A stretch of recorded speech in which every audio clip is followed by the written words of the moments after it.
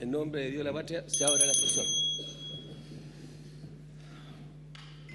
Bueno, el objetivo de la sesión de esta comisión es conocerle el informe de política monetaria que debe realizar por mandato del orgánico constitucional el Banco Central ante la Comisión de Hacienda. Así que le damos la bienvenida al presidente del Banco Central, don Mario Marcel, y a su consejo, a doña Rosana, don Joaquín, don Pablo, don Alberto, y a los funcionarios del Banco Central. Y presidente, somos todos oídos para que nos imponga de las novedades de este informe de política monetaria. Muy bien, muchas gracias, presidente. Señor presidente de la Comisión de Hacienda del Senado, senador Ricardo Lagos Weber, senadores miembros de esta comisión, senadoras y senadores. Agradezco la invitación para presentar la visión del Consejo del Banco Central de Chile sobre los desarrollos macroeconómicos recientes, sus perspectivas y sus implicancias para la política monetaria. Esta visión está contenida en detalle en el informe de política monetaria de marzo de 2019 publicado esta mañana. Asimismo, estos antecedentes aportan el trasfondo para la decisión adoptada por el Consejo en la reunión de política monetaria del viernes pasado. En esa reunión decidimos por unanimidad mantener la tasa política monetaria en 3%. Al mismo tiempo, señalamos que de acuerdo con el menor nivel de la inflación y sus perspectivas, se requeriría mantener el estímulo monetario por un tiempo más prolongado, haciendo una pausa en el proceso de normalización de la TPM que se inició en octubre pasado. En la medida que la economía siga por la senda prevista, dicho proceso deberá reanudarse hacia el mediano plazo para asegurar la convergencia de la inflación a 3% en el horizonte de política. Esta decisión es coherente con el análisis y escenario base de proyección que les presentaré ahora. En particular, este considera que la economía registró un saludable crecimiento en 2018, liderado por la inversión, impulso que se prevé que se mantenga en 2019. En lo externo, el crecimiento de las principales economías ha mostrado una desaceleración por sobre la prevista, lo que ha llevado a sus autoridades a implementar mayores estímulos económicos. La principal diferencia respecto al escenario base de diciembre se ha dado en la inflación local. Medida por el IPC de referencia calculado por el INE en base a la nueva canasta y metodología, la variación anual del IPC se ubica significativamente por debajo de lo previsto.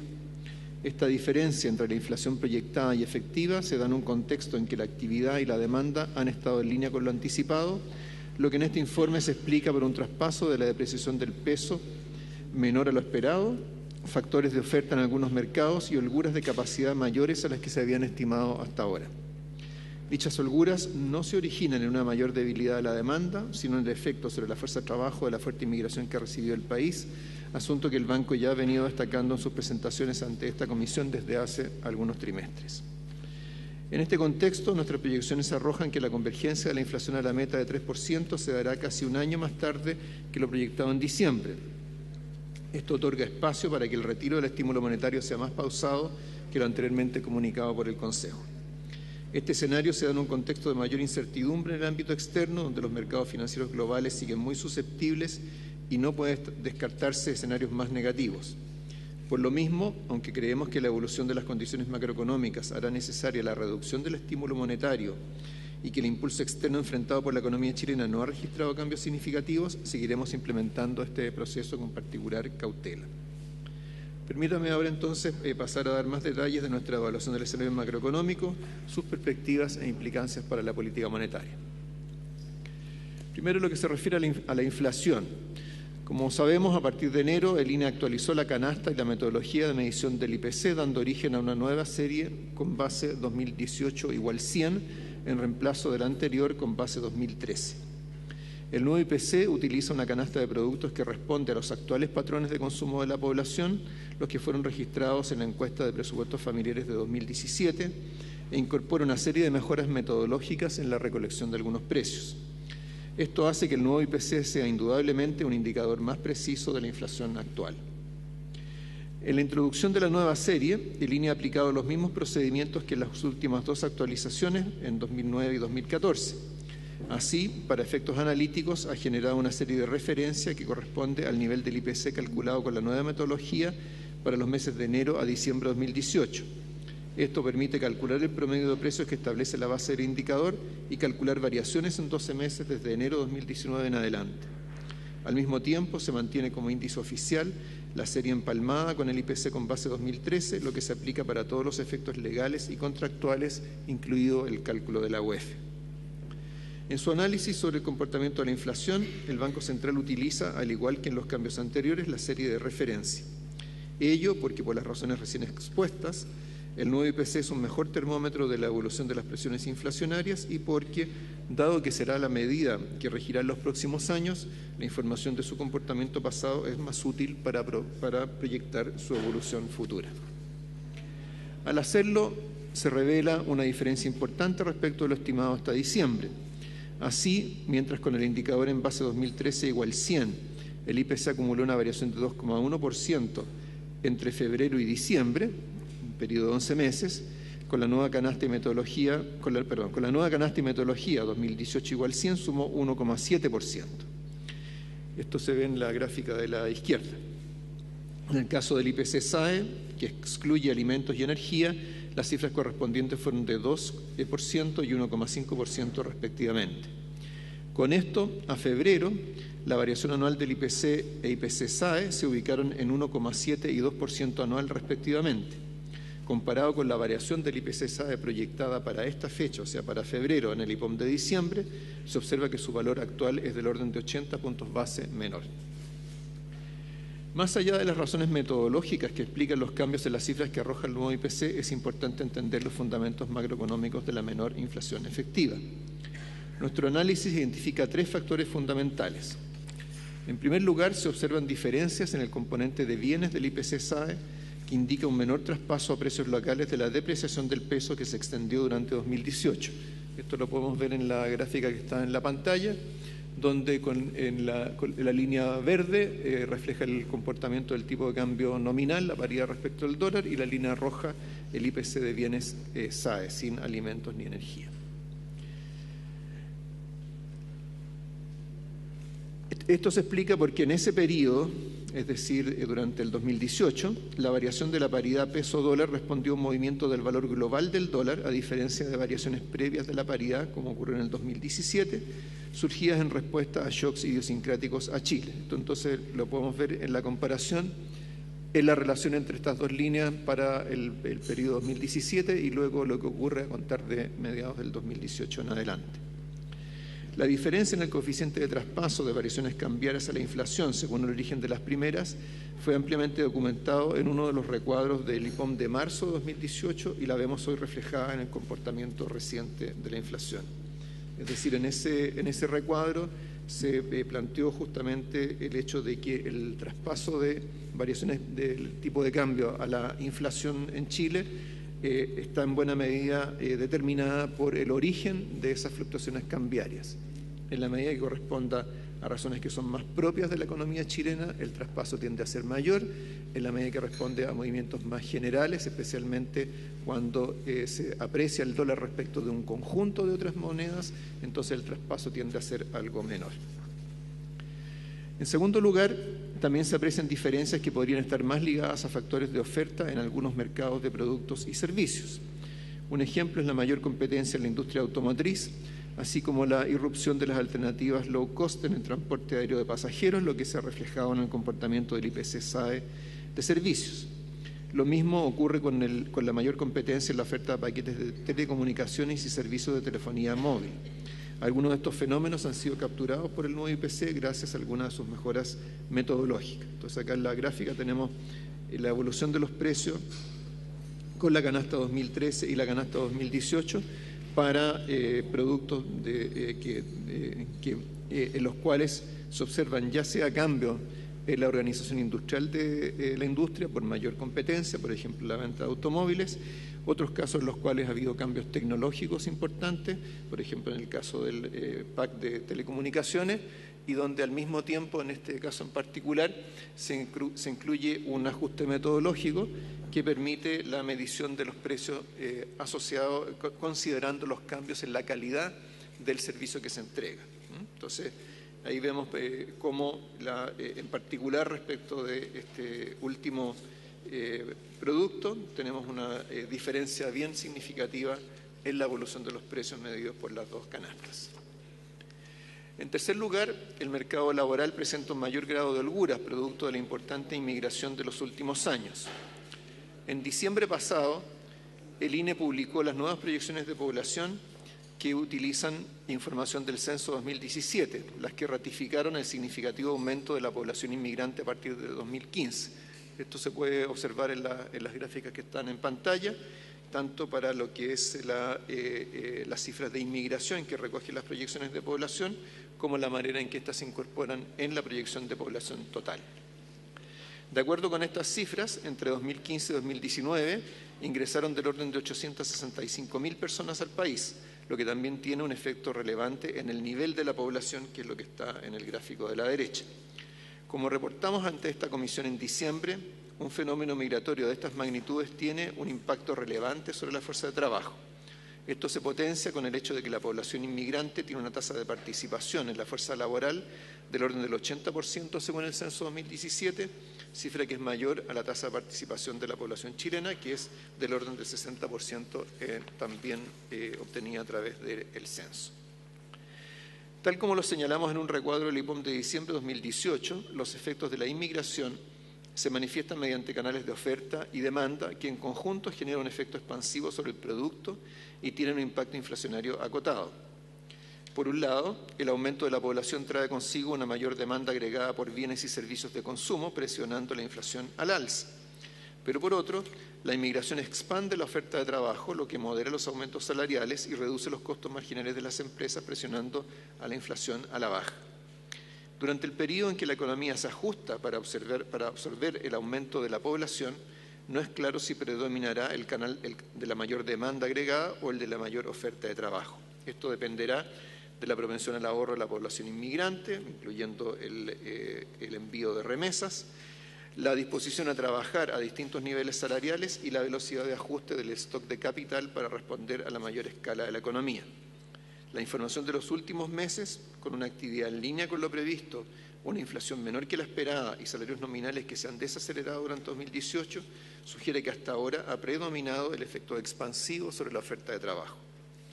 De esta manera es posible identificar algunos fenómenos económicos recientes que permiten comprender analíticamente los fundamentos de la menor inflación.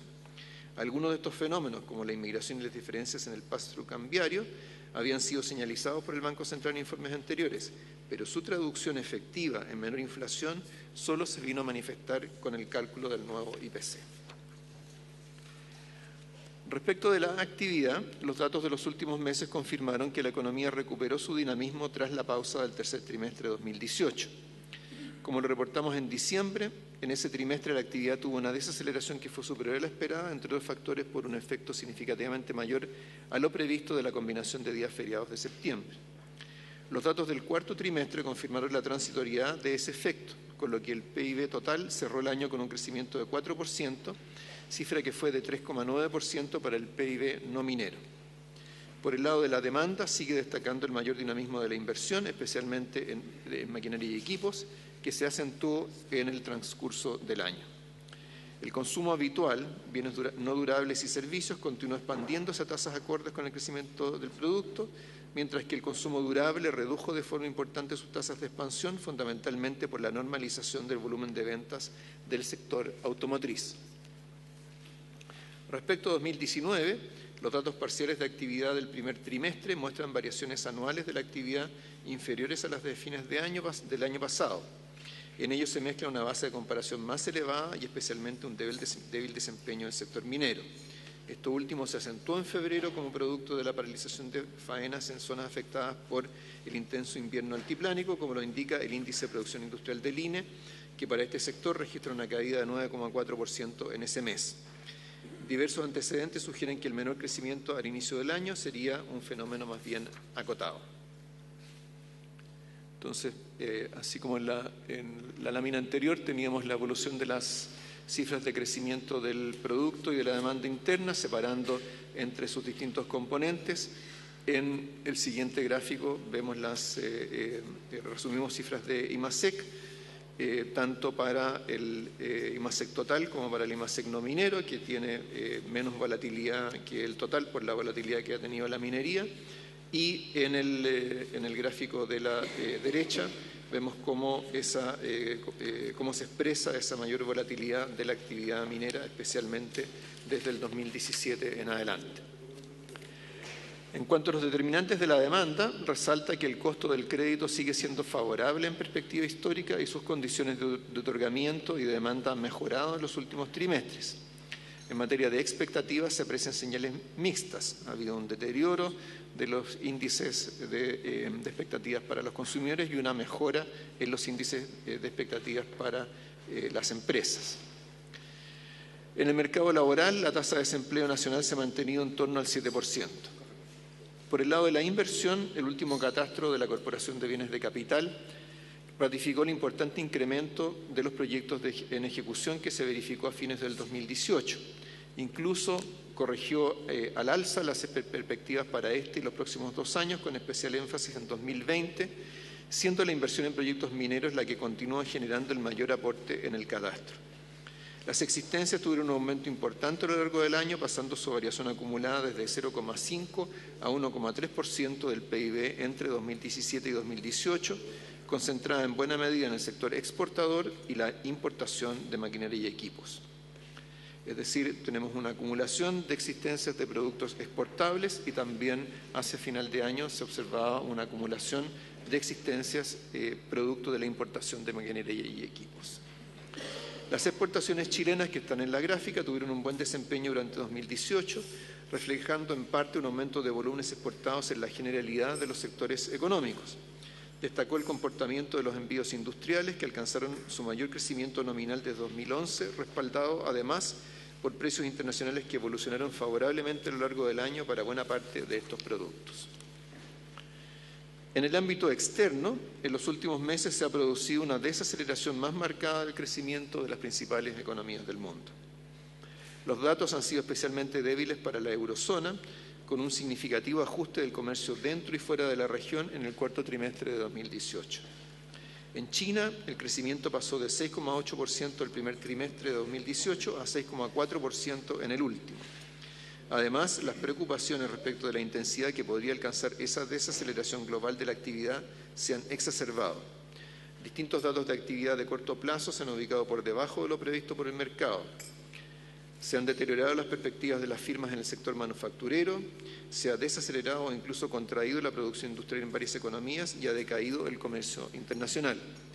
Eso lo podemos ver en la gráfica. En las gráficas, la de la izquierda muestra la evolución de la producción industrial y las perspectivas para la industria manufacturera global, y en la de la derecha tenemos datos sobre el comportamiento de las exportaciones reales y el tráfico de contenedores, que también señalan una desaceleración o incluso un cierto estancamiento hacia el final del periodo.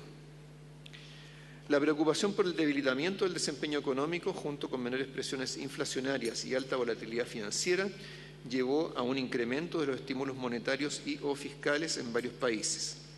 En el caso de Estados Unidos, la Reserva Federal tuvo un giro considerable en la orientación de su política monetaria, mostrándose abierta a mantener su expansividad por más tiempo, en contraste con las señales más restrictivas que se habían dado hasta el tercer trimestre. Esto dio paso a un descenso significativo de las tasas de interés de largo plazo en Estados Unidos, que incluso se han traducido en una inversión de la curva de rendimiento en ese país. Entonces, vemos ahí en la gráfica de la izquierda la evolución de las tasas de política monetaria en Estados Unidos y en la zona euro, y marcado con puntos las proyecciones, las expectativas de mercado. Vemos cómo estas han ido adecuándose en el tiempo. Y en el gráfico de la derecha vemos la evolución de la tasa de interés a 10 años en Estados Unidos, donde es especialmente notoria la caída que tuvo en los últimos 2 meses. Por su parte, el Banco Central Europeo postergó el inicio de la normalización monetaria y anunció nuevas medidas de provisión de liquidez. En China, las autoridades han anunciado nuevas medidas de estímulo fiscal y monetario que se suman a las que se fueron adoptando en el curso 2018. El IPOM incluye un recuadro específicamente dedicado a las medidas expansivas que se están o podrían aplicarse en las economías más grandes del mundo. No obstante, los mercados financieros globales siguen susceptibles a noticias potencialmente negativas, como lo reflejan las tensiones de fines del 2018 y las ocurridas al cierre estadístico de este IPOM. Así, se han observado vaivenes en el apetito por riesgo, los flujos de capitales y las monedas emergentes. El tipo de cambio en Chile también ha experimentado volatilidad. Considerando el promedio de los 10 días previos al cierre estadístico del informe, el tipo de cambio real está algo por debajo de sus promedios de los últimos 15 y 20 años. Como supuesto de trabajo, en el escenario base se prevé que el tipo de cambio real volverá a esos niveles durante el horizonte de proyección. El escenario base del IPOM contempla que durante 2019 y 2020 la economía mundial crecerá 3,3 y 3,2% respectivamente, cifras inferiores al promedio de 3,7% de los 2 años previos y a la proyección incluida en el escenario base del IPOM de diciembre, que era de 3,5 y 3,3% respectivamente. Los socios comerciales de Chile tendrán las mismas tasas de expansión en ese lapso, es decir, 3,6%, lo que se compara con 3,6% en 2017-2018. Estas proyecciones consideran que Estados Unidos crecerá a tasas más cercanas a 2%, con lo que se aproximará gradualmente al crecimiento de tendencia. En el caso de China, se proyecta que crecerá 6,1% este año y 6% en 2020, cifras inferiores a las de años previos y coherentes con el proceso de convergencia a tasas de expansión menores una vez que la economía va adquiriendo un mayor tamaño. Estas proyecciones que están contenidas en el IPOM son algo inferiores a las que se observan en las contrapartes habituales. En particular, en marzo la OCDE señaló que prevé expansiones de crecimiento mundial de 3,3 y 3,4% para 2019 y 2020, cifras idénticas a la última publicación de Consensus Forecast y algo menores a las proyecciones publicadas por el Fondo Monetario en enero. Recordemos que estas proyecciones del Fondo Monetario se van a actualizar ahora a fines de abril, durante las reuniones de primavera del Fondo Monetario y del Banco Mundial. Esas proyecciones del Fondo Monetario las vemos en la gráfica y vemos cómo estas se han ido ajustando en el tiempo, tanto respecto de el 2018 como respecto a 2019 y 2020, con ajustes a la baja que eran ya notorios para la actividad económica mundial, tanto para el 2019 como el 2020, como se ve en el gráfico de abajo a la derecha. Respecto a los términos de intercambio, la mayoría de las materias primas tuvo un aumento de sus precios desde el IPOM de diciembre. En el escenario base se suponen precios para el cobre y el petróleo algo superiores a los previstos en diciembre. Para el cobre se proyectan precios de $2,9 la libra para este año y los 2 siguientes. Esto se compara con precios entre $2,85 y $2,80 la libra que suponíamos en diciembre para 2019 y 2020 respectivamente. En el caso del petróleo, se prevén precios promedio entre el Brent y WTI de $62 el barril para 2019 y 2020, comparado con $59 para ambos años en diciembre y de $60 para 2021.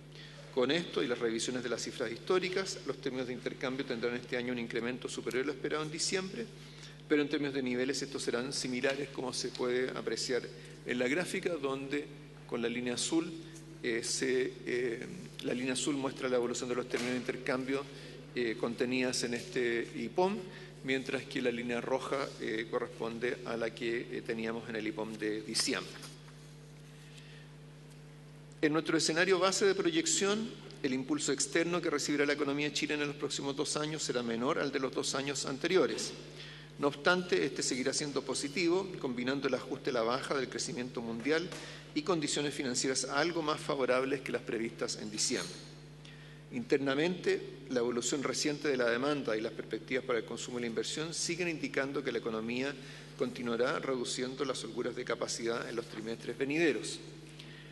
Sin embargo, lo que respecta a la magnitud de estas holguras, la combinación de un menor nivel efectivo de inflación y un crecimiento robusto del PIB no minero apunta a que serían mayores a las estimadas previamente, lo que, como se ha indicado, es coherente con la expansión de la fuerza de trabajo producto del fuerte flujo migratorio, entre otros factores. Sin embargo, para reducir la incertidumbre respecto del valor de este y otros parámetros estructurales necesarios para la calibración de la política monetaria, el Consejo ha resuelto actualizar estas estimaciones en el IPOM de junio. En nuestro escenario base prevemos que la economía chilena crecerá entre 3 y 4% en el 2019. Este rango es algo inferior al proyectado en diciembre, que era de 3,25 a 4,25%, debido a un desempeño del sector minero menor al esperado previamente, lo que, como ya comenté hace unos momentos, es claramente apreciable en las cifras de comienzos de año. Para 2020 proyectamos que la economía crecerá entre 3 y 4%, algo por sobre lo previsto en diciembre. Por último, en este IPOM presentamos la primera proyección para el crecimiento del año 2021, la que se ubica en un rango entre 2,75 y 3,75%. Todo esto está contenido entonces en la primera línea del cuadro que está en pantalla, comparando las proyecciones actuales con las que teníamos en el IPOM de diciembre. En nuestro escenario base, prevemos que la economía chilena crecerá entre 3... En el gasto seguimos anticipando que la inversión será su componente más dinámico, con un crecimiento anual superior a 6% en 2019. Para 2020 y 2021 su expansión se reducirá a valores en torno a 4%. Como se puede ver ahí en la gráfica, entonces, en el caso de la formación bruta de capital fijo, el 2018 cerramos con una cifra efectiva, de acuerdo a las nuevas cuentas nacionales actualizadas, de 4,7%. Para el 2019 prevemos un crecimiento de 6,2%, algo mayor al 6% que estimábamos en diciembre, y también para el 2020 también se proyecta un crecimiento de la inversión algo superior, de 4,3% comparado con un 3,9% que teníamos en diciembre.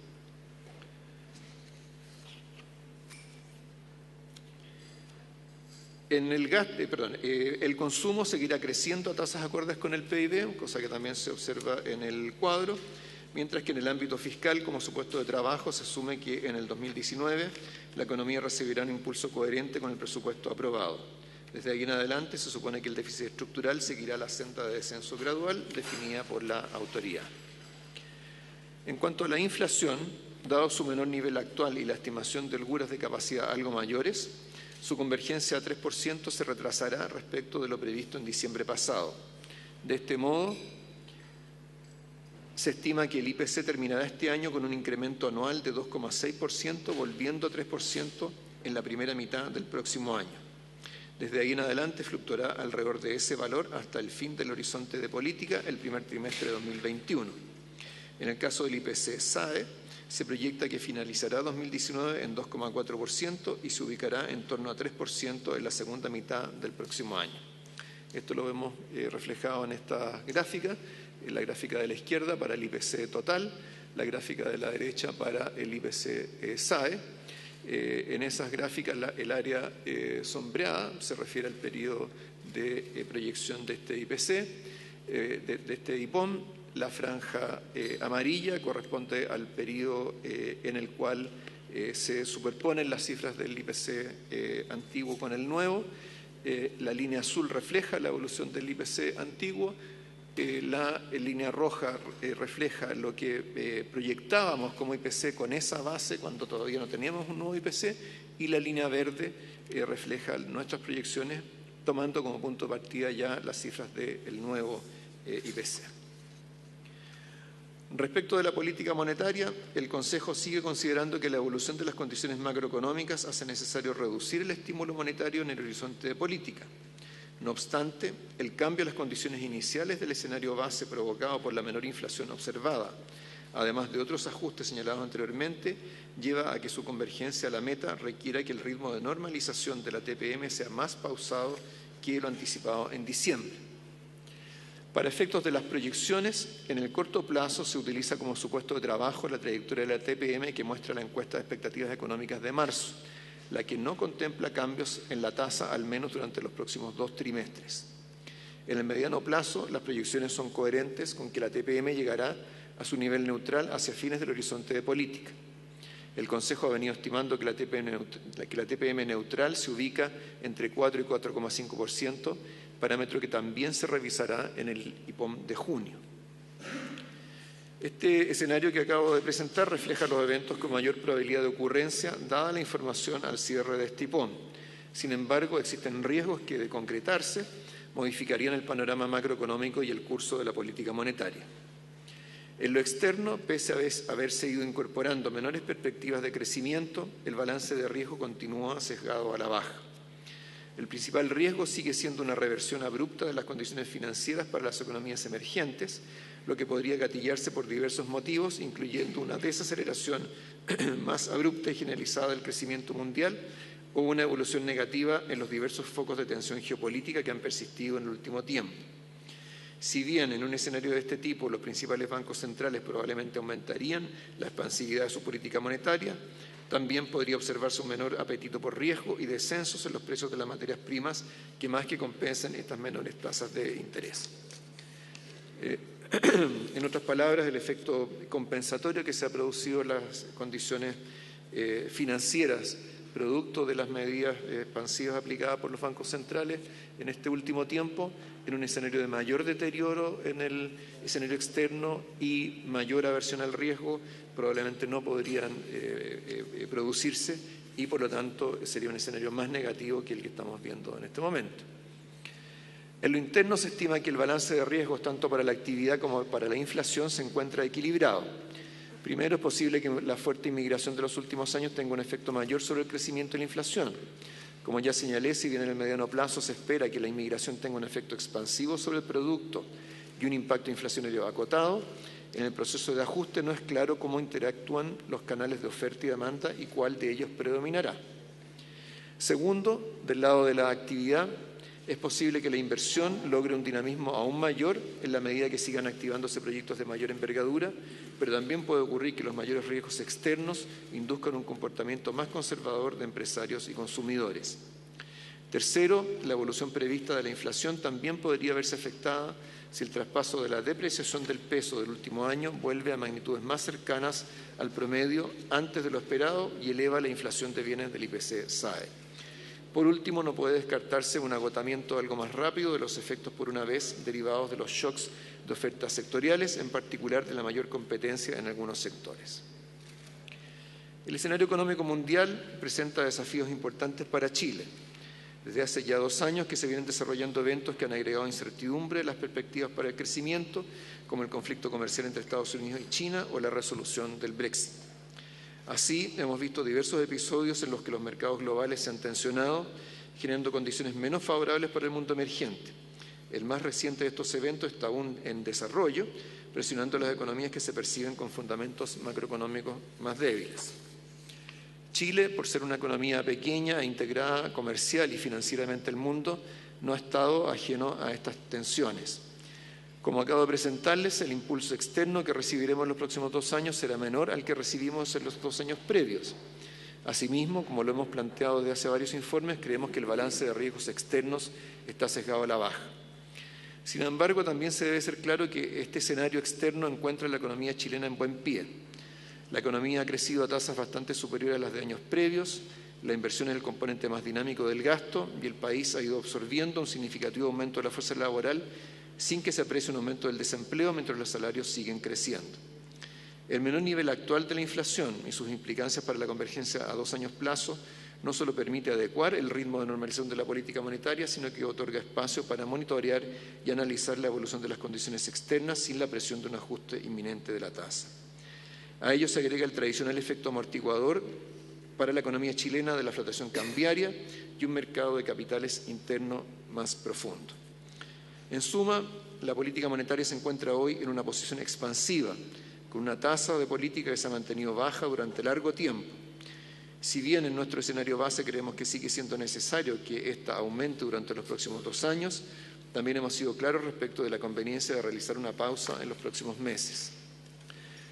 Desde que se inició el proceso de normalización de la política monetaria, hemos señalado que conduciríamos dicho proceso con gradualidad y cautela, asegurando que la economía pudiera adecuarse a un menor estímulo monetario y estando atentos a cambios en las condiciones macroeconómicas que hicieran aconsejable ajustar el ritmo del proceso. Los giros recientes de la economía internacional y la nueva medición de la inflación que surge de la actualización del IPC corresponden a esta categoría de cambios. Fiel a su compromiso, el Banco ha examinado a fondo estos desarrollos, los ha incorporado a sus proyecciones y ha concluido la necesidad de realizar un ajuste a la trayectoria prevista de la política monetaria. Así hemos postergado la continuación del proceso de normalización por algunos trimestres, de modo de permitir que la inflación retome una senda de convergencia. Del mismo modo, frente a la incertidumbre respecto del valor de los parámetros estructurales en que se apoya la política monetaria, luego de cambios relevantes en la economía, hemos decidido realizar una actualización de estos en el IPOM de junio, lo que nos permitirá calibrar su trayectoria futura. Estas acciones expresan el compromiso del banco con su misión institucional, así como su vocación de actuar en base a evidencia sólida y un análisis riguroso de los antecedentes. De este modo reflejamos nuestro propósito de ser una institución en la que la ciudadanía puede confiar el resguardo de la estabilidad de precios y la estabilidad financiera como determinantes fundamentales de su bienestar. Muchas gracias. Muchas gracias, presidente don Mario, por este informe. No sé si alguno, senador Coloma, entiendo que usted además tiene que partir por otras razones también de responsabilidad profesional, así que le doy la palabra primero. Muchas gracias, presidente. Yo quería primero excusarme de hacer una pregunta y ojalá me pueda contestar porque tengo que ir a una romería que no ha faltado nunca por la muerte de Jaime Guzmán y eso para mí es un deber que tienen que asumirlo. A ver, yo creo que primero agradecerle, creo que hay un esfuerzo, bueno, como siempre, bien grande, digamos, para tratar de informarnos de lo que está ocurriendo. Creo que en las palabras finales hay un buen resumen cuando nos dicen que la economía crece a tasa superior al año previo. La inversión es el componente más dinámico y el país ha ido absorbiendo un significativo aumento de la fuerza laboral sin que se aprecie inflación. Yo creo que ahí está un poco el nervio. Entiendo que el tema del crecimiento, porque ha sido un poquito menor del esperado, es por la minería hasta ahora, pero aparentemente el próximo año se debería compensar y eso es lo que nos dice que las proyecciones deberían, tal como ahora son un poquito menores para este año, son un poquito también mayores para el próximo año. Yo brevemente voy a hacer dos consultas específicas. Estamos hablando con el senador Lago. Uno, respecto al tema de la migración. Ustedes lo plantean, ya uno puede cuantificarlo de mejor manera en este informe, y plantean una cierta duda razonable respecto a qué va a ocurrir más hacia adelante, cuál es el efecto que va a tener sobre el producto, sobre la inflación y sobre el proceso de ajuste, porque obviamente también el proceso de migración es un proceso que ha ido aumentando, ha ido agrandándose cuantitativamente y en proporción, por tanto. ¿Qué han pensado ustedes hacia adelante en esta materia? ¿Lo ven como un tema es una oportunidad, pero también un riesgo? ¿Qué piensan ustedes que puede pasar con este tema de la inmigración durante los próximos periodos? Más allá de sé que no puede dar una respuesta categórica, porque ustedes mismos lo dicen, pero ¿cuáles son los estudios de ustedes hacia dónde van?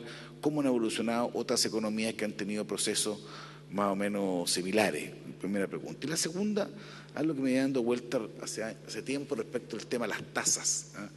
Porque ustedes lo que nos están, y esto no es un problema del Banco Central de Chile, en el mundo, en general, hace harto tiempo que se viene anunciando como que va a venir un aumento de tasas, digamos, por el tipo de la actividad, y cuando van a venir o hacen tímidamente y después vuelven a tasas más tradicionales.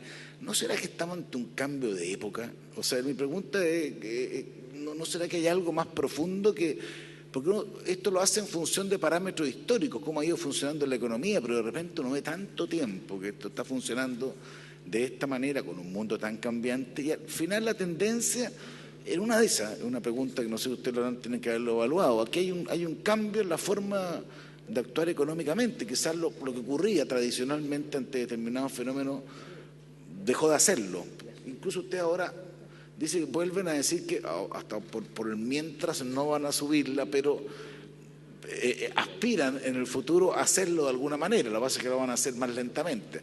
Mi pregunta más profunda respecto de si no estamos en un cambio de época, respecto de un tema tan sensible para la economía como este. Gracias, presidente. Muchas gracias. Si va a responder ahora, ¿me puedo colgar del tema migratorio? Solamente un elemento adicional. Ustedes señalan de que este tema lo van a seguir monitoreando, se va a analizar nuevamente en el IPOM de junio. Un dato que creo que sería, que me imagino que está internalizado, pero que uno también capta, es que producto de las disposiciones que se han adoptado de carácter más administrativo en Chile hoy día, el flujo migratorio pareciera que tendió a reducirse, por lo menos el ritmo de crecimiento de la migración respecto a años anteriores. Con lo cual, al tomar una fotografía trimestre a trimestre en los últimos tiempos, debería ser no muy distinto el número de migrantes. Tal vez algunos se regularicen y en consecuencia pasan a ser parte, si usted quiere, de las estadísticas más oficiales. Pero uno pareciera, o puede usted ayudarnos en esto, a pensar de que lo que va a ocurrir desde el punto de vista del análisis que puede hacer el Banco Central o otras instituciones a partir ahora de los próximos meses es una visión más acabada del impacto más concreto que está teniendo y que va a tener la migración. Puede que después los mismos migrantes, su tasa de propensión, la propensión a ahorrar disminuya, tal vez se olviden de enviar remesas al exterior, estas cosas que ocurren con los migrantes. Usted sabe que envían la remesa a la familia que queda allá, pero después arman familia acá, entonces ya las remesas se tienden a dividir.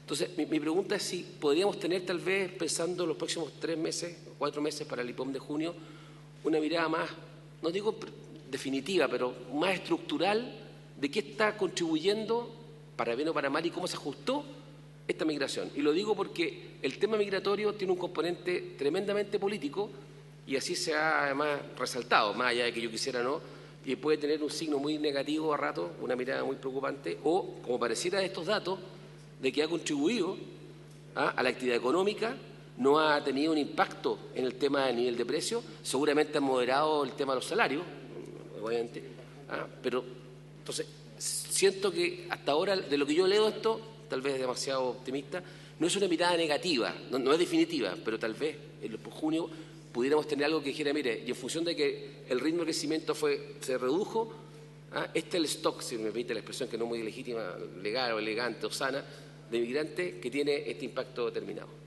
Perdón.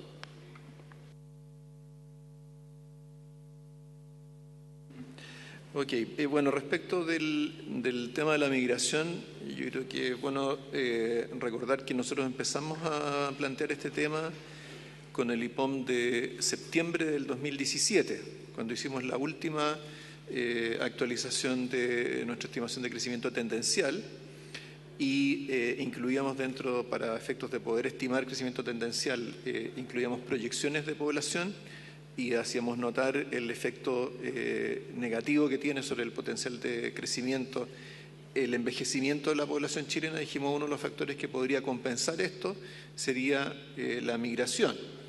En esa época, lo que estaba incluido en las proyecciones de población en Chile era una migración relativamente moderada y que además se acababa en un momento determinado del tiempo.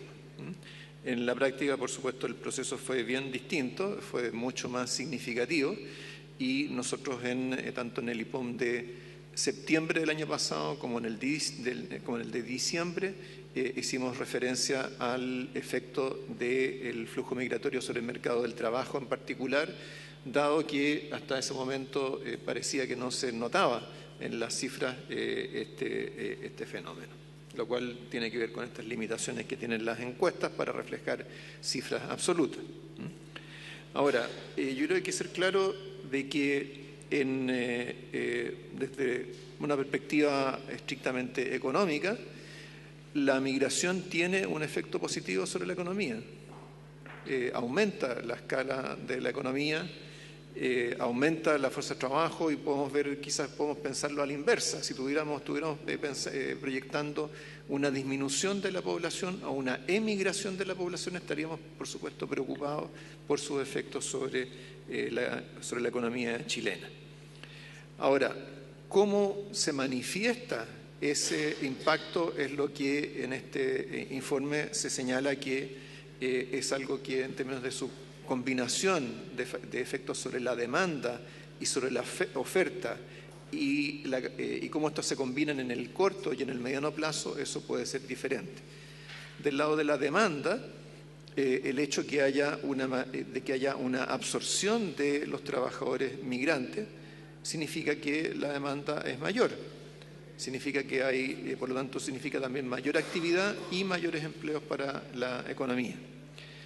La magnitud de ese efecto sobre la demanda depende de algunos factores, depende, entre otras cosas, de la propensión a consumir o ahorrar de los migrantes, dentro de lo cual tiene uno que considerar el comportamiento de las remesas.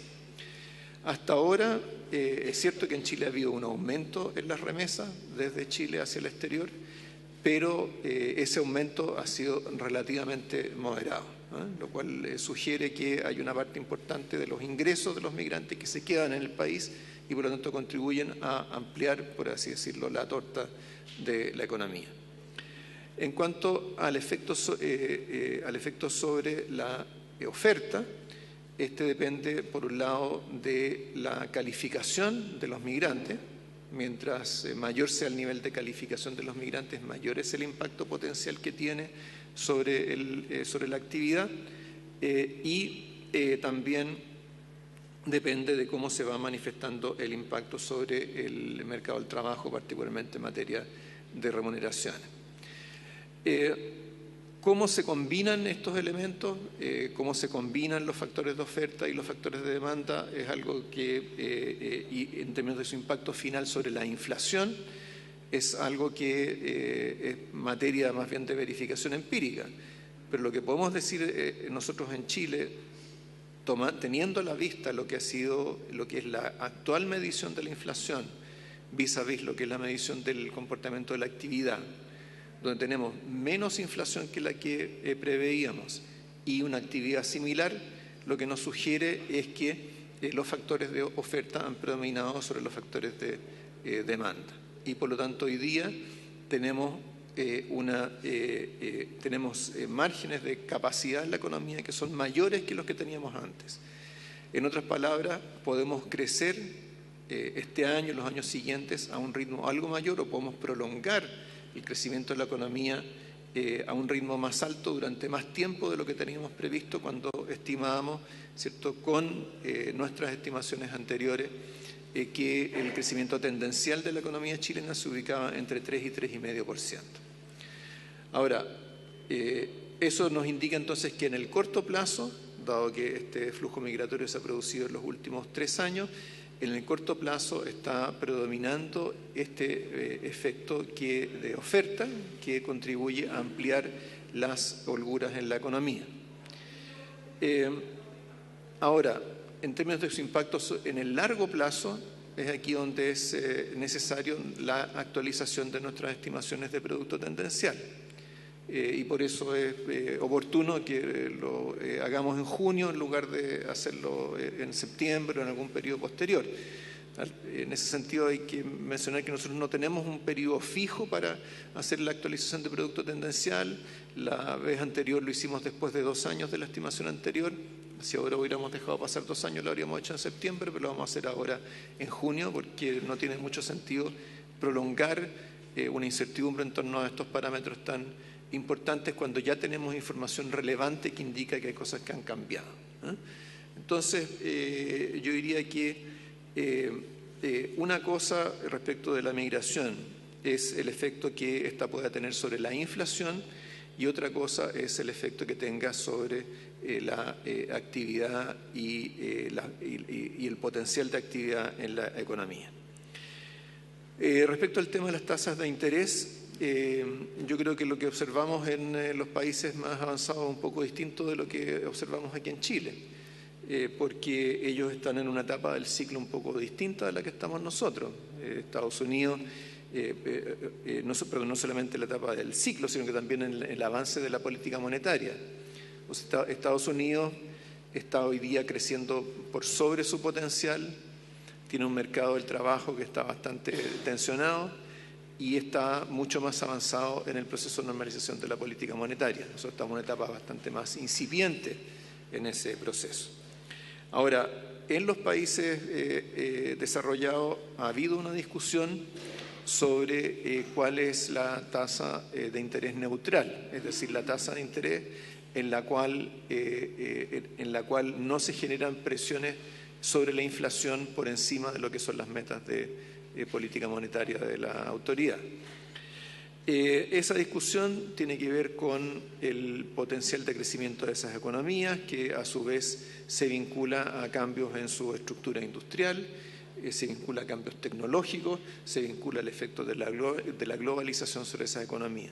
Esos factores también se señala como algunos de ellos como factores que están incidiendo sobre el comportamiento del mercado del trabajo y explicando por qué, aún con una reducción muy significativa del desempleo, por debajo de su cifra, claramente por debajo de su cifra histórica, eso no ha desatado una escalada inflacionaria. Entonces hay un grado importante de incertidumbre, hay muchos que señalan que esas tasas de interés neutral hoy día serían menores que las que eran en el pasado. En el caso de Chile, hay argumentos que pueden apuntar en una dirección o en otra. Por supuesto, dado que Chile es una economía integrada al exterior, la tasa de interés en Chile no es totalmente autónoma de lo que ocurra en la economía mundial. Existe potencialmente una relación entre tasas de interés neutral fuera de Chile y en Chile. Pero también, si al mismo tiempo estamos diciendo que hay factores que permitirían un crecimiento del producto tendencial mayor al que habíamos estimado previamente, entonces eso apuntaría a una tasa de interés neutral algo mayor. Entonces, por esa razón también para el IPOM de junio también tenemos comprometido una actualización de la tasa de interés neutral, que por lo demás es fundamental para poder calibrar la política monetaria, porque indica a qué tasa es la que queremos llegar en el mediano plazo y que es consistente con lograr y mantener la meta, la inflación dentro de la meta del Banco Central. Muy bien, gracias. Gracias, senador. Me ha pedido la palabra el senador José García y después Carlos Montes. Muchas gracias, presidente. Saludar a don Mario Marcel, presidente del Banco Central, por supuesto a la señora Rosana y también a todos los consejeros del banco y a los asesores que lo acompañan. Agradecerles, como siempre, su exposición, que yo creo que siempre es muy sólida, muy bien documentada y realmente trae señales importantes para nuestra economía. Además, quiero decir que en medio de un mundo tan vacilante, de un mundo con tantos cambios, en tan poco tiempo, considero que este es un buen informe del desarrollo de la economía chilena. Tal como aquí ya se ha dicho en términos generales, si uno habla del 2019 y del 2020, nos estamos manteniendo en tasas, en rangos de crecimiento económico entre el 3 y 4%, que son rangos bastante superiores a los que tuvimos durante los últimos años. Y eso creo que es una muy buena noticia. Lo digo reiterando de que además esto se hace en medio de una volatilidad mundial que es más intensa que en otras oportunidades. La economía, por supuesto, no es estática. Siempre la economía y el mundo está evolucionando, pero yo creo que en estos casos hemos tenido noticias que son a veces muy, muy preocupantes. Esta última semana se ha hablado con mayor intensidad de recesión en Estados Unidos. Rápidamente se escuchan voces diciendo que son muy alarmistas, que estamos lejos de eso. Y eso también tranquiliza, porque si estamos hablando de recesión en Estados Unidos, ya estamos hablando de cosas completamente distintas. Así que, dicho eso, reiterando de que se trata de un informe que yo lo valoro mucho, que lo encuentro además bastante positivo para las expectativas de nuestro país, tengo dos preguntas en realidad bien concretas. Una, a mí me llama la atención cuando se dice de que la política monetaria neutral estaría en un rango entre el 4 y el 4,5% en el horizonte de política monetaria. Quería si podían profundizar sobre, independiente de que ustedes nos dicen que lo van a profundizar en el mes de junio y que lo van a actualizar en el mes de junio, pero yo lo encuentro alto en realidad. O sea, yo pensé que nosotros estábamos hablando de una tasa de política monetaria, estábamos en 3, si continuaba la normalización íbamos a estar en 3,5, pero nunca pensé que íbamos a hablar, y creo que es primera vez que ustedes lo señalan, tasas de política monetaria en torno al 4,5%. Entonces, sin perjuicio de que lo vamos a revisar y ustedes lo van a revisar y nos van a traer datos más concretos en junio, creo que sería bueno un poco señalar por qué. También me gustaría si nos pudieran quizás adelantar, anticipar algunas consecuencias fiscales de la menor inflación. Todos sabemos que eso tiene consecuencias en los ingresos del fisco. No sé si ustedes ya habrán podido hacer alguna medición de cómo, qué efectos puede tener en los ingresos fiscales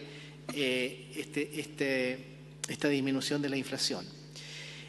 Y finalmente una tercera, no sé si es pregunta, pero creo que ustedes entregaron una información de que las remesas al exterior era de 1.500 millones de dólares en el año 2018. No sé si fue un dato del Banco Central o de algún otro organismo, pero 1.500 millones de dólares es el medio punto del PIB. Por Dios, que es harta plata. Es plata que sale de la economía. Ahora, no sé si todo eso tiene que ver con las familias que han venido a Chile y que la están remesando, o si esto también tiene que ver con otro tipo de remesas de capital, remesas de utilidades. No sé si solo es familias inmigrantes o esto tiene un componente mayor, porque si fueran 1.500 millones de dólares, que fue la cifra que yo vi, me imagino que todos la vimos, solo por parte de la familia inmigrante también es bastante dinero el que estaría saliendo por ese concepto. Muchas gracias. Muchas gracias, senador. Carlos. Gracias, presidente. Bueno, yo tuve un año fuera de esta comisión y me perdí 4 IPOM, creo, pero ahora vuelvo a esta tradición. Voy a partir con el estilo del senador Coloma, que siempre que había un informe en los años anteriores nos partía diciendo que había malas noticias. Aquí hay una mala noticia, que se hayan moderado las expectativas de crecimiento para el 2019. O sea, el presupuesto se construyó con una hipótesis 3.8. Hay varios economistas que están diciendo 3 puntos. Me gustaría si pueden ver qué implicancias tiene. Todavía estamos dentro del rango. Y en relación a la demanda interna, también disminuye la demanda interna. Se proyecta un crecimiento que disminuye. Y sin duda esto tiene efecto, entre otras cosas, en la recaudación tributaria. Me gustaría ver qué proyección le dan a eso. Eso es lo primero. Lo segundo, sobre la inversión. La primera frase, por lo menos del resumen, es que se ha roto el ciclo anterior y empezamos a crecer de nuevo gracias a liderados por la inversión. Entonces me gustaría conocer más qué análisis hacen de la inversión. Porque, en primer lugar, en la estadística que se nos entregó a nosotros hay un problema que se incorporó el gasto militar, buena parte del gasto militar como inversión pública. Por primera vez no se explicitó eso. Entonces me gustaría saber qué efecto tiene sobre la inversión pública, es claro, sobre el conjunto de la inversión. ¿Y cómo proyectan para adelante la inversión? ¿Qué va a ocurrir con la inversión? Porque en la minería esto ustedes mismos señalan que ha tenido ciertas dificultades. ¿Y cómo se espera? ¿Va a haber otros sectores que se van a dinamizar en términos de inversión? ¿Cómo va a seguir siendo el sector líder que ustedes señalan, digamos, ¿es la minería? ¿Son otros sectores? ¿Qué? Y la otra cosa, como pregunta del informe mismo, es, por ahí se dice que van a hacer un estudio, y lo dijo algo el presidente, un estudio más a fondo sobre el PIB potencial y el PIB tendencial. Lo único, yo quisiera saber si hay alguna hipótesis, hay algunas dudas, ¿qué los lleva a repensar? Que de alguna forma los datos que tenemos no están reflejando bien lo que está ocurriendo. Bueno, yo además de estas preguntas bien ligadas al IPOM, al informe, se parte en la primera hoja del prefacio, creo que sea. En prefacio dicen los objetivos del Banco Central, de este informe. Y uno explicarnos qué piensa el Consejo sobre la inflación y su perspectiva, pero además se nos dice que buscan explicitar un marco de análisis de mediano plazo que se utilizó para ver los efectos de la política monetaria y, por otro lado, para que los distintos actores económicos, los distintos agentes económicos tengan una visión sobre la trayectoria futura de la inflación, pero también del producto. En ese marco, ¿cómo ven lo que está ocurriendo con la economía chilena? Porque somos altamente sensibles a los vaivenes internacionales. Y por lo tanto a los riesgos que pueden haber, que ustedes mismos señalan, a los riesgos que puede esto tener. A mí me hace bastante fuerza lo que dice este señor Raján, que anticipó la crisis anterior, que dice que Chile está que el mundo está con algunos problemas. Y los problemas los ve principalmente asociados al alto endeudamiento del 2008 hasta ahora, que la deuda pública en el mundo subió 77%, y en el caso de la deuda corporativa subió 50%. En el caso nuestro no es muy distinto. O sea, el incremento de la deuda corporativa ha sido realmente muy, muy acelerado, mucho más rápido que el de la deuda, por ahí tengo los datos, que el de la deuda pública.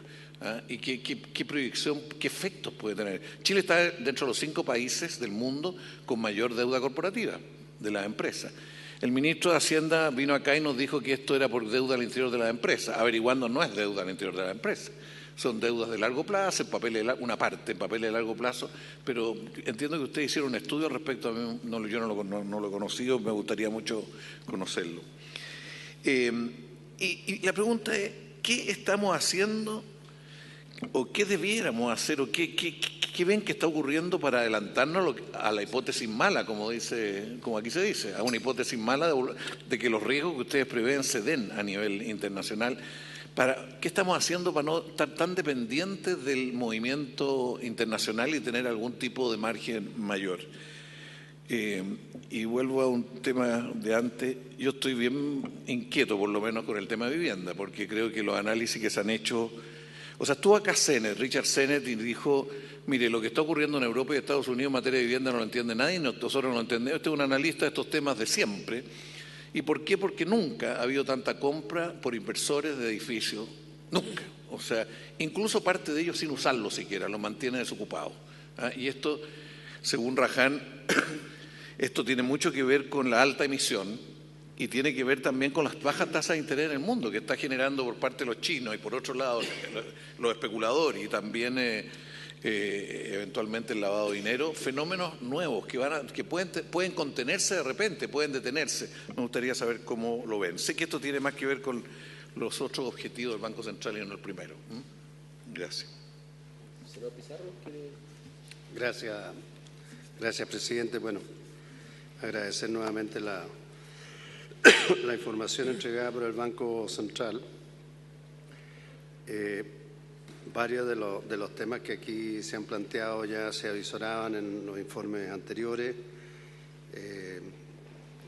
Desde hace bastante tiempo partíamos preguntando qué efecto el que iba a tener el fenómeno migratorio dentro de la marcha de la economía del país, sobre todo en materia de empleo y qué es lo que iba a generar.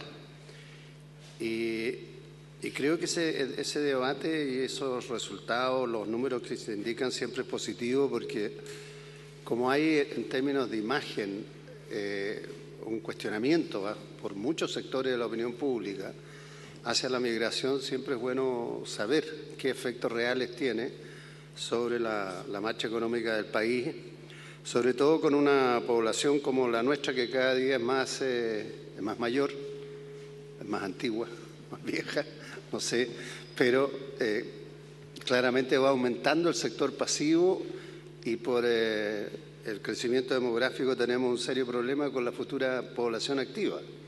Eso nos genera desafíos en el ámbito previsional, pero creo yo que la información que han entregado ustedes en esa materia tiende a ir colocando las cosas en un lugar mucho más objetivo y sin duda yo siempre he pensado que el fenómeno migratorio que está teniendo nuestro país de inmigración es una buena oportunidad y al parecer, para el país me refiero, y al parecer las cifras así lo indican, no hay mayores complicaciones en el nivel del empleo y hay sí un aporte importante a lo que es la actividad y el crecimiento del país.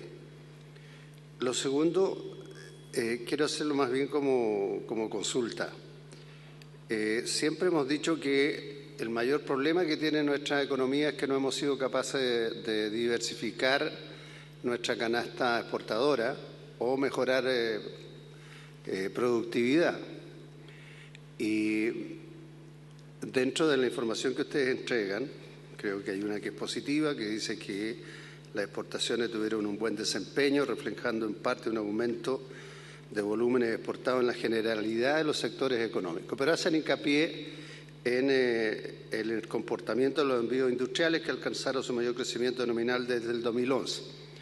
Esto indudablemente que va en la línea de lo que siempre hemos hablado. A mí lo que me gustaría saber es si tienen, me imagino, la información o si nos pueden entregar información de qué áreas de la industria son las que han tenido este repunte o este crecimiento exportador y si es algo que pueda ser consistente en el tiempo, porque en lo que hemos hecho mucho énfasis anteriormente es en la necesidad de fomentar innovación, de fomentar emprendimiento y ahí le hemos exigido, en la discusión, por ejemplo, presupuestaria del año pasado, exigíamos que hubiera una mayor inversión del Estado en fomento a la innovación, al emprendimiento, justamente para poder ir mejorando esta mejor producción industrial. Si tuvieran esa información, ¿cuáles son las áreas y si puede ser consistente esto, cómo lo ven?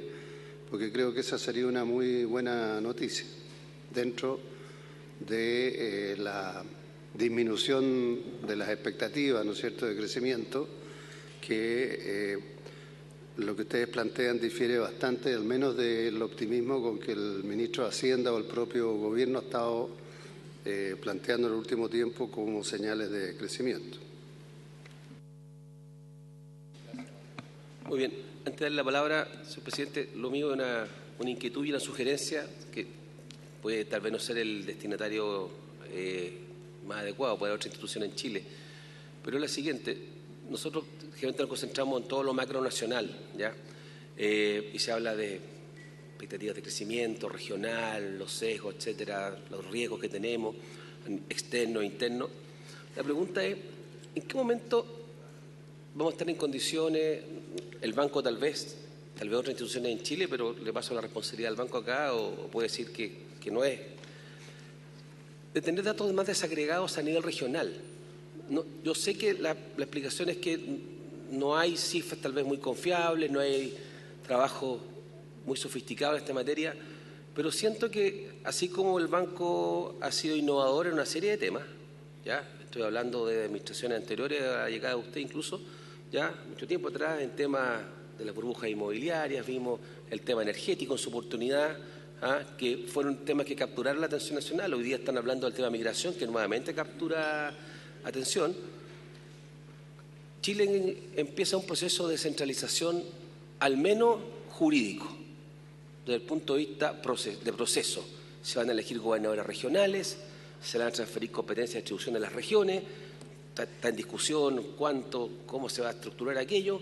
Hay una discusión latente que hablan los medios de comunicación y va a ver que desde la política, desde la academia, desde las regiones hay un debate respecto a qué hacer con el tema de rentas regionales, ¿ya? ¿Cuántos recursos más a las regiones? ¿De qué forma? Si es vía tributos, si es vía fondos, si es vía etcétera, ¿ya?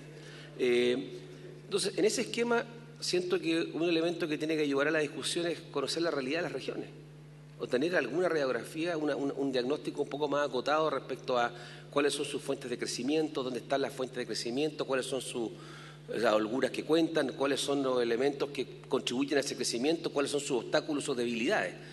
Y por lo menos siendo un senador de región, cuesta muchísimo tener información confiable o que por lo menos genere una cierta, no digo ya unanimidad, pero un grado de consenso respecto a cómo yo debato respecto a qué es lo que es el desarrollo de la región de Valparaíso, con su realidad distinta desde el tema puerto, desde el tema pesca, pasando por agricultura, agroindustria y terminando en la minería.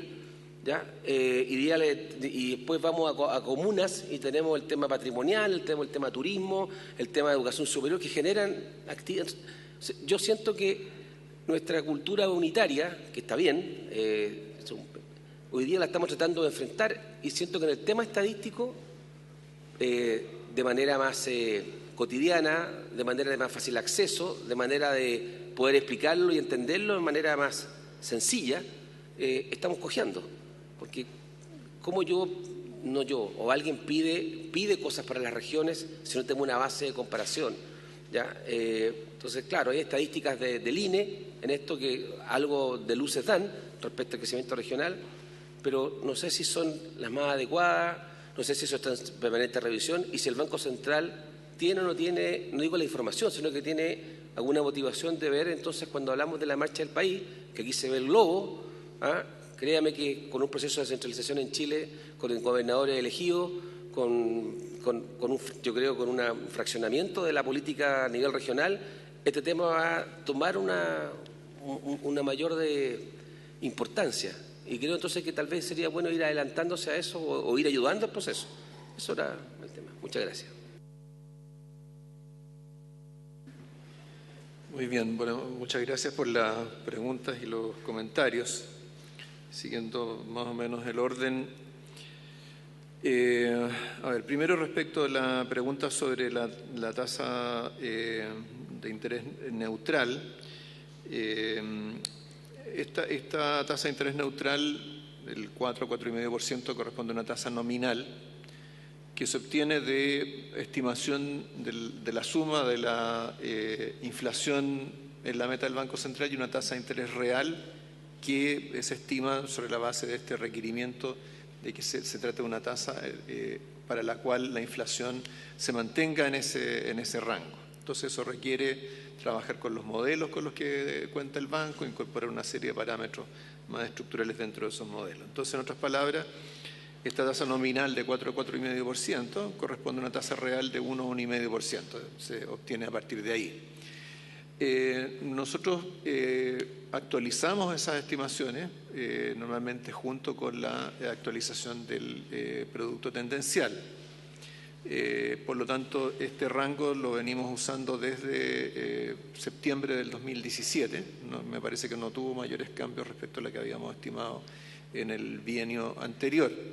Lo hemos comentado varias veces, pero quizás no lo hemos hecho tan explícito que genera la llamada de atención del senador respecto a esta cifra.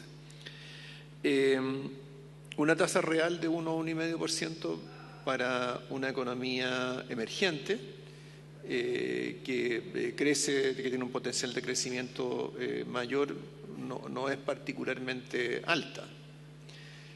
Pensemos que para economías más desarrolladas, más grandes, que tienen un potencial de crecimiento menor, por ejemplo, en el caso de Estados Unidos, la tasa de interés real neutral se estima en el orden de medio punto. Entonces, yo diría que no hay nada particularmente inusual en esta cifra, pero sí uno tiene que irla actualizando cada cierto tiempo y eso es lo que pretendemos hacer en junio. Entonces, en esa oportunidad podemos dar bastante más detalles de cómo esta se calcula. En relación a las consecuencias fiscales de la menor inflación, así como las preguntas del senador Montes que se referían a las cifras el efecto de la diferencia en la cifra de actividad o demanda, también por el lado de los ingresos fiscales. Creo que los más competentes para hacer esa estimación son las autoridades del Ministerio de Hacienda. Según recuerdo, me parece que en junio corresponde entregar el informe de actualización de proyecciones y por lo tanto ahí se podrá ver todas las variables que inciden sobre estos cálculos. En el caso de la inflación, esto tiene que ver con el hecho de que el presupuesto se calcula en términos nominales, toda la parte de gasto es nominal, pero hay algunos componentes de gasto que tienen reajustabilidad en base a inflación. Entonces hay que tener ese análisis más detallado para poder evaluar el impacto de diferencias en la tasa de inflación. Respecto a los datos de remesas, las remesas netas, el saldo neto de remesas del 2018 fue de 1.056 millones de dólares. Es decir, hay remesas que recibe el país, que son del orden de 500 millones de dólares, y remesas que salen del país, que son, creo, las 1.500 que mencionaba el senador. Ahora, el significado de esta cifra y la relación con este análisis que hemos hecho nosotros del efecto de la inmigración, la manera más adecuada de hacerlo sería quizás mirar qué es lo que significa esas remesas respecto de los ingresos que obtienen los trabajadores migrantes en el país. lo que nosotros hemos podido ver hasta ahora es que la proporción de los ingresos de los trabajadores migrantes que salen como remesas es más baja que la que es común observar en otros países que tienen una población migrante importante. Quizás tiene que ver con la naturaleza de la migración, en fin, hay diversas razones que uno puede plantear, no es algo que nosotros hayamos analizado a fondo, pero sí constatamos esa relación. El porcentaje en otros países esas cifras son, si mal no recuerdo, son del orden del 40% de los ingresos. Nosotros en Chile lo que estamos viendo hasta ahora es algo menor. No me atrevo a dar la cifra porque cuando la analizamos no era con estas cifras finales de balance de pago, pero era menor a esa proporción. Respecto de... ¿Las remesas son solo de personas o se consideran esa cifra la remesa que puede ser, por ejemplo, una empresa o una unidad económica o solo de personas? O sea, además de las remesas que hacen las personas, hay transferencia de traspaso de excedentes de empresas que están en Chile que distribuyen utilidades a sus casas matrices, etcétera. Eso es una cifra mucho mayor que esta, por supuesto. 1.500, ¿cierto? Los 1.500 son solo 1.500 son de familia. Son naturales. Así es. Solo asimilable al fenómeno de la inmigración. Solo asimilable a personas. A personas, porque pueden haber Chile. Claro. O sea, puede ocurrir que haya chilenos que transfieren recursos, puede haber gente extranjeros que están en Chile hace mucho más tiempo que lo que hemos visto hasta ahora, y por otro lado hay chilenos en el exterior que transfieren hacia Chile, como veíamos en este caso, alrededor de 500 millones de dólares que se reciben de remesas de Chile, de transferencias que hacen chilenos en el exterior hacia Chile. Ahora, respecto de las proyecciones de crecimiento, efectivamente hay una diferencia, o sea, se reduce en 0,25% el rango de crecimiento para el 2019. Eso corresponde casi exclusivamente a una proyección más baja de actividad de la minería. Durante la segunda mitad del año pasado nosotros tuvimos varias oportunidades en que tuvimos cifras de actividad minera menor a la esperada. Eso sí ha seguido ocurriendo durante enero y febrero de este año. En algunos casos hay factores puntuales que tienen que ver con, en este caso, por ejemplo, febrero, con el tema de los aluviones en el norte. Sin embargo, dado que esto se ha venido repitiendo durante ya algún tiempo, nosotros hemos tratado de ser más conservadores en la consideración de los planes de producción de las compañías mineras al momento de proyectar el 2019. En el caso del 2020, en cambio, hay el rango de crecimiento que se ubica en 3 a 4%, es 25 puntos base mayor a la proyección que teníamos anteriormente. Dentro de esto, para justificar esa diferencia, fundamentalmente lo que estamos recogiendo es un mayor dinamismo de la inversión. Mencionaba yo las cifras algo mayores de crecimiento para la inversión. Y también este efecto de mayores holguras del lado de la oferta que permitiría crecer algo más. Recordemos que cuando hacemos nuestras proyecciones hacia mediano plazo, tenemos que considerar cuáles son los límites que va imponiendo el crecimiento potencial y tendencial de la economía.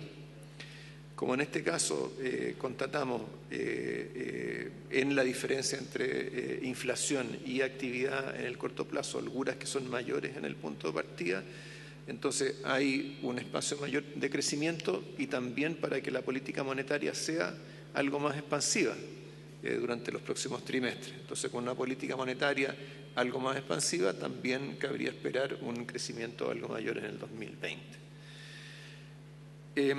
Ahora, por el lado de la demanda, en realidad no tenemos cambios importantes. En el cuadro que está ahí en la pantalla se ve que para la demanda interna tenemos la misma cifra que teníamos en diciembre de crecimiento de 3,9% para la demanda interna sin variación de existencia y algo muy similar también para el 2020. Ahora, esto lo que está recogiendo es un dinamismo algo mayor de la formación bruta de capital fijo, como se ve ahí en la misma gráfica, y algo menor para las exportaciones. También en estos casos la demanda interna incide sobre la recaudación tributaria, particularmente del IVA, especialmente lo que es el comportamiento del consumo, pero su impacto preciso sobre las estimaciones de recaudación nuevamente es algo que le corresponde más bien al Ministerio de Hacienda. En relación a los temas de la economía mundial, por supuesto, hay un debate bien intenso respecto de hasta dónde hay señales de estancamiento de más largo plazo, cuáles son los riesgos que están asociados al crecimiento de la deuda. Por supuesto, ha crecido significativamente los niveles de endeudamiento en el mundo, tanto para los gobiernos como para las empresas. En el caso de los gobiernos, lo más notorio, por supuesto, es el crecimiento de la deuda pública federal en Estados Unidos, pero también mencionaba yo en la presentación algo sobre la deuda en China. Entonces, bueno, que la deuda crezca en periodos en los cuales las tasas de interés han sido muy bajas durante mucho tiempo es algo más bien esperable. Lo que, por supuesto, cabe preguntarse es de dónde salen los ahorros, cuáles son las fuentes de financiamiento de esa deuda. Entonces vemos que al mismo tiempo parte importante de esa deuda hoy día está en manos de fondos soberanos o de inversionistas institucionales que han crecido, que han aumentado su peso en la economía mundial. O sea, hoy día fondos de pensiones de algunos países de mayor tamaño o fondos soberanos de algunos gobiernos han tenido un crecimiento importante. Nosotros mismos, es cierto, en Chile tenemos fondos soberanos que hoy día son mucho mayores que lo que eran hace 10 o 15 años atrás, y tenemos fondos de inversionistas institucionales, fondos de pensiones, compañías de seguros que también son grandes. De hecho, son muy grandes para el tamaño del mercado chileno y estos invierten en el exterior. Ahora, por supuesto, mayores niveles de deuda representan un riesgo en la medida de que el costo de ese endeudamiento vaya aumentando en el tiempo. Una cosa es tener una deuda alta con tasas de interés muy bajas, incluso negativas en términos reales en algunos países, versus tener deudas con tasas de interés altas. Entonces, mucho de la discusión y el señor Ryan que usted menciona, justamente desde hace ya un buen tiempo ha venido alertando contra ese riesgo. Incluso él hizo una serie de planteamientos sobre la evolución de los programas de compra de activos de los bancos centrales que tenían que ver con su interacción con los niveles de endeudamiento y el costo financiero de la deuda. Ahora, en Chile la deuda, en Chile la deuda es la deuda corporativa como porcentaje del producto, es del orden del 110%. ¿Ya? De ese 110%, más o menos 40% corresponde a deuda externa y el resto corresponde a deuda interna. De la deuda externa hay una parte, prácticamente la mitad, la deuda corporativa externa prácticamente la mitad, corresponde a deudas de las filiales que están instaladas en Chile de compañías multinacionales que se endeudan con sus casas matrices. ¿Ya? Entonces es endeudamiento dentro de un conglomerado, una parte está fuera de Chile, otra parte está dentro de Chile. De hecho, ese tipo de deuda corporativa es la que explica buena parte del aumento de la deuda corporativa total en los últimos años. Y la otra parte del aumento de la deuda corporativa total en Chile corresponde fundamentalmente a empresas chilenas que han estado invirtiendo en el exterior. Entonces, empresas que han estado invirtiendo en Brasil, en Colombia, en Perú, ¿cierto? Han emitido bonos desde sus sedes en Chile para financiar las inversiones en el exterior. Entonces, cuando se hace la comparación de deuda con PIB, en el caso de Chile tenemos que pensar que el PIB chileno no es todo lo que respalda esa deuda corporativa. Hay, por así decirlo, pedazos de PIB de otros países que también forman parte y que también se ven reflejados en los activos de esas compañías. ¿Me puedo interrumpir ahí? Sí. Solamente, usted dijo, hay parte de la deuda corporativa que son de empresas chilenas que emiten bonos con las tasas para Chile, que son mejores seguramente, para invertir en países que deben tener tasas más altas seguramente. ¿Ya? Pregunta, ¿y no puede ocurrir que ese mismo ejercicio lo estén realizando empresas internacionales que pueden tener filiales en Chile, que tomen créditos en Chile y que también estén invirtiendo en el extranjero? O sea, una inquietud. O sea, teóricamente podría ocurrir. Creo que los órdenes de magnitud harían difícil que eso fuera un fenómeno más o menos generalizado, pero efectivamente tenemos el caso de empresas multinacionales que han fijado su sede en Chile o su sede regional en Chile, desde donde, ¿cierto?, financian proyectos en otros países de la región. Eso ocurre por lo menos en un par de empresas grandes que conocemos. Entonces, yo diría, en el caso de Chile, si queremos ver cuáles son los grados de riesgo que están asociados a la deuda corporativa, yo diría que una vez que uno incorpora estos antecedentes sobre la composición, el origen de la deuda, el destino de esos recursos, cuál es el balance corporativo que está detrás de esta comparación de flujo y stock, creo que sugieren que no hay en realidad un aumento significativo de los riesgos asociados a la deuda corporativa. En el caso de la deuda pública, el mayor riesgo que se ha planteado o que se planteó históricamente tenía que ver con el hecho de que la deuda pública se emitiera en dólares, pero la verdad es que en Chile desde hace ya bastantes años la mayor parte de la deuda pública se emite en pesos y se coloca en el mercado doméstico. Si uno toma solo la deuda en dólares del Estado, lo que ve es que en realidad es más o menos similar o algo menor a los activos en dólares que tiene el Estado a través de los fondos soberanos. Por lo tanto, el Estado tampoco tiene un riesgo cambiario que sea importante. Entonces, riesgos de refinanciamiento, riesgos asociados a aumento de la tasa de interés, riesgos asociados a fluctuaciones cambiarias en Chile son relativamente bajos, afortunadamente, y en buena medida también gracias a las regulaciones que tenemos en Chile.